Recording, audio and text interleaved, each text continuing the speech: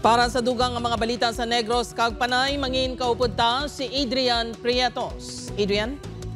Maramo nga salamat, Jert, mga kapuso. Duha ka high school students nadakpan nga nagagamit sa marijuana sa sulod sa eskwelahan sa Bacolod City.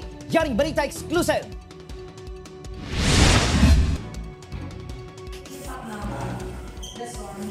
Sa video nga ini makita nga ginasapol sang barangay officials ang duha ka mga menor de edad sa sulod sang barangay hall. May maginikanan nga nagtambong upod ang guidance counselor kung opisyal sang Sumag National High School. Suno kay punong barangay Rodney Carmona, ang duha ka mga lalaki sa video, lunsay 15 anyos, nga grade 10 students. Nakuha ng duha sa sachet isang marijuana sa likod nga bahin sa eskwelahan. Pinalagay na sa mga security na sa mga school. Ano man lang niya kulungin ano sa kamot.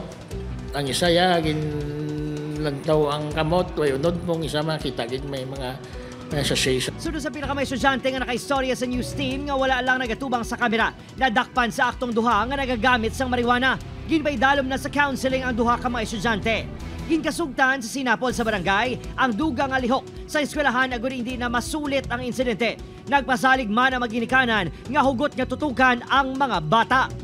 Nag-sign sila sa aton nga minutes nga mga responsibilities as far as to be vigilant enough na mag-supervise discipline sa kabataan. They are liable. Sila ang manabat sa consequences sang illegal activities caused by their children. So, wala na, naghatag sa pahayag sa news team ang mga ginikanan. Nagpaiway nga magpa-interview ang school principal kag guidance counselor. Wala pa man sa pahayag ng DepEd Bacolod City angot sa insidente. Matapos, mahibaluan ng report, wala naman malikawan nga magkabalaka ang pila ka ginikanan. Gabi man na ginapangaralan sila nga, hindi sila mag-intrasa muna nga mga butang kay malayin na. Hindi ka mo mag-intrasa na kailain ginama muna pagkalain sinyo. Plano sumong sa barangay nga tutugan ang mga posible tambayan sa mga estudyante sa palibot sa eskwelahan. Opo, Kiril Casillo, Adrian Prietos, 1 Western Visayas.